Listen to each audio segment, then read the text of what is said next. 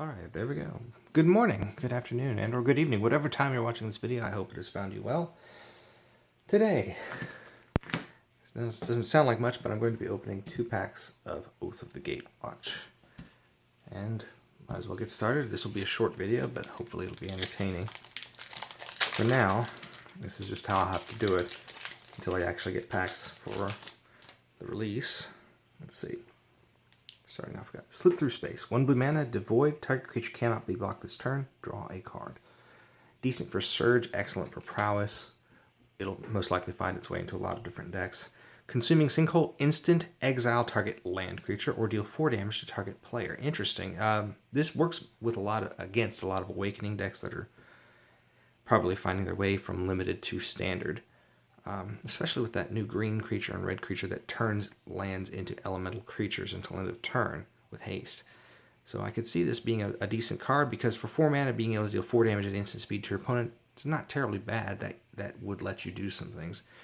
And while Narset is still playable, you could give this rebound. Let's see, so it's red. We will go white, blue, black, red. We'll go like that. Searing Light, destroy target attacking or blocking creature with power 2 or less. Interesting. You might be able to combine this with other cards that reduces creatures' powers. Can't think of any at the moment. That there definitely aren't enough of them in standard. Let's see, Kozilek's Translator. It's very beautiful artwork. I'd love to see a foil of this. 5 mana for 3/5, devoid. Pay 1 life, add colorless mana to your mana pool. Activate this ability only once each turn. So, you can use it on your opponent's turn or on your turn. Paying life to add mana is interesting take on things. You don't normally get that kind of an effect in black, but it is mana ramp, and that is something to think about. Lead by example. Support 2, instant speed. That's not too bad. It does target. Actually, I wonder how this works. It says support 2. So I don't know if this is actually a card that targets. If the spell itself is targeting, I don't think it is. That's an interesting question. To see if this would trigger heroic, because it says support 2, but it doesn't. This is in the reminder text, not in the actual text. I'd love to pick a judge's brain about that to see whether or not this counts as targeting the creature. It says 2 target creatures, but it's an effect that targets it. I need to figure out how that works. If you know, please feel free to comment down below. Corpse Churn, interesting card. 2 mana, put the top 3 cards of your library into your graveyard, then you may return a creature card from your graveyard to your hand. This is an interesting card because this works to get the original Kozilek or Ulamog or even Emrakul from the top of your library into your graveyard, where you can put it into your hand immediately. So you can cast it then that next turn or that turn because it's only 2 mana. However, this doesn't work with replacement effects like Darksteel or Darksteel Colossus or Blightsteel Colossus, because that is a replacement effect. If it would go into your graveyard, it instead gets shuffled back into your library. So Corpse Churn works with cards that doesn't normally let you put cards into your graveyard, because you'll be able to, as one swift motion, put the card into your graveyard, then return that card from a graveyard to your hand, that creature. Something to think about. Let's see, Spawnbinder Mage, 4 for 2/4, Cohort, tap this and tap an untapped ally you control, tap target creature. That's an interesting effect. Definitely good and limited, but because white has so many ways to just churn out ally tokens, that's why it works in limited. Possibly could work in standard, but I don't see it being very strong. Let's see, Zada's Commando, first strike, Cohort. Let's see, tap it and an untapped ally you control. It deals 1 damage to target opponent. Well, it's an odd ability, but I do want to point out that these effects are terrific with Vigilance. Let's see, we've got a waste card. I guess it counts as a land. Let's see, Harvester Troll, 4 for 2/3. When it enters the battlefield, you may sacrifice a creature or land. If you do, put 2+1/+1 counters. So 4 for 4/5. Just losing a creature or a land is incredible.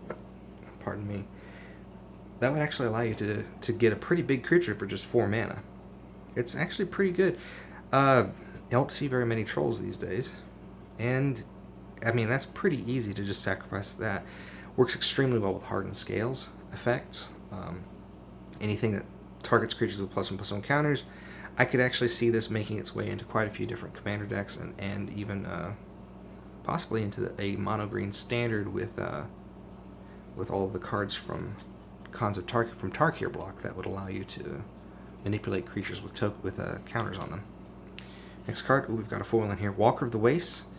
Trample 5 for 4/4. It gets +1/+1 for each land you control named Waste. So, oh, I actually need to differentiate. That's common, that's uncommon. Walker of the Waste, interesting card.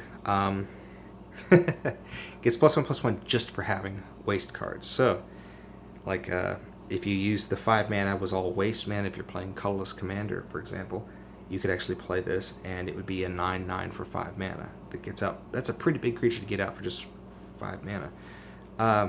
But unfortunately, if you're playing Colorless Commander, you're probably playing lands that are a little bit faster than waste, so you could probably see this being a 6/6 or maybe even a 7/7 by the time you actually cast it, but later on in the game it's going to be huge. So something to think about. I especially like the waste cards because now you can use Burnished Heart to put them into play.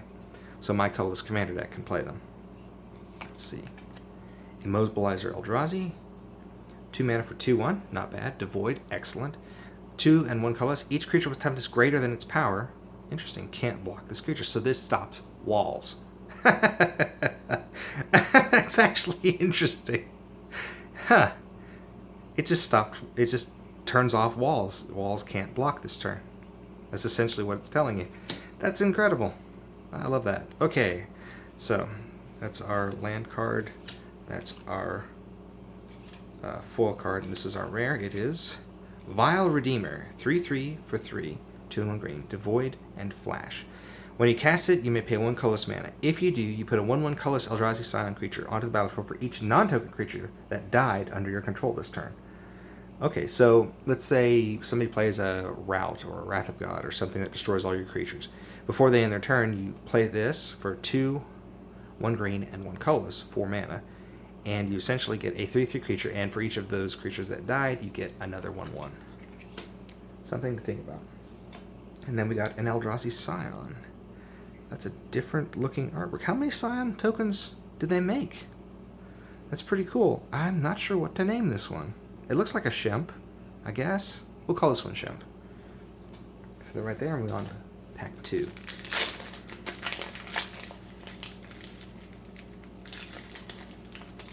The more I think about it, the more I want to say that this is the...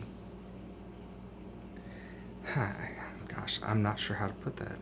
It's an ability of the spell that's targeting, not the spell itself. I don't know. I'd have to definitely need to look that up. Slip Through Space, there's another one of those. Maw of Kozilek. 2/5, devoid for 4. Oh, and you give it +2/-2 until end of turn for each colorless mana. So you could at most make it into a 6/1. Not too bad. I mean, when you need to, that can be pretty devastating. Let's see. Next will be Dazzling Reflection. Interesting card. You gain life equal to the creature's power, and then you prevent all of the damage that creature would deal. So if somebody swings out with a giant commander, or swings out with a Walker of the Waste for 30 damage, you gain the 30 life, and then it doesn't deal any damage, which is great because you could block, mass block that one creature and kill it off. Corpse Churn. Natural State. Interesting. Don't know if you'll see it in Tiny Leaders, but you probably will because there's a lot of really good equipment cards. Let's see. Sweep Away. Return target creature to its owner's hand. If it was attacking, you may put it on top of owner's library instead. Interesting. Instant Speed. Seer's Lantern. This is actually a really decent card. In Limited especially, it taps for colorless mana. 3 to get out. Then 2 tap Scry. This is a good card. If you get this in any limited sealed draft or anything like that, you'll want to play it because it gives you something to do. It gives you mana, gives you a way to cast a lot of these Eldrazi cards, and that Scry trigger is really, really nice. Remember, if you needed to, on your opponent, at the end of your opponent's turn, you can Scry trigger, and then on your turn during your upkeep, you can Scry trigger again. And, well, it's actually an activated Scry. So if you really need to find a card and you've got the extra mana to do it, Scry at the end of your opponent's turn, then Scry during your upkeep, and then draw. Next card, Tajuru Pathwarden. 5/4 for 5, Vigilance Trample. Gosh, that is actually a really nice card. Spined Worm, Eat Your Heart Out. 5 for 5/4 Vigilance Trample is incredible. All of this on one creature. That's incredible. Sarah Angel Who. This is actually a really, really good card. I'm surprised it's a common. This will work very nicely in Pauper decks. Trust me, that is a really good card. Trample and Vigilance. Wow. Expedition Raptor. 2/2 for 5. When it enters the battlefield, support 2. But, of course, with support on a creature, you can only support 2 other target creatures. Interesting. Essentially, it's 4/4 flying. Or essentially, it's 4/4, but split up. So it's a 2/2, and you get 2 extra power and toughness distributed. Of course, if you don't have enough creatures, it doesn't do anything. Timber Gorge. That's colorless, so we'll put it there. Oh, put it right there. Interesting. They keep making more and more cards like that. Grip of the Royal. Surge. Tap target creature doesn't untap during its controller's next untap step, and you draw a card. Now, 1 mana less for Surge. It's not too bad, actually. You get to draw a card out of it. Third uncommon is Unity of Purpose. Support 2. Untap each creature you control with a +1/+1 counter on it. So support 2 happens first, and then you untap each creature you control with a +1/+1 counter on it. This would work in blue and green very nicely because you'll be able to untap perhaps creatures that tap for mana. And we have rare and a foil and a land. I believe that's how that would work. So here's the... Oh gosh, which one of these was the land? I think it was that one. That'll be the foil, I guess. And this is the rare, and it is Hedron Alignment. This, there's a win condition with that, and some other cards. Okay, so this was the land. It is Full Art Plains, and this one was Full Art Island. All right, so our 2 foil cards are Tears of Valakut. 1/1 red, can't be countered by spells or abilities, deals 5 damage to target creature or player. Deals 5 damage to target creature with flying. Okay, so this would be decent to take out a few of the bigger flyers in the set. It's definitely sideboard material. The other card is a Foil Swamp. Ooh, that is a nice looking swamp too. Very nice. Alright, well, I hope you enjoyed the video, and I hope you're having a wonderful morning, a wonderful afternoon, and or a wonderful evening. Take care, everybody.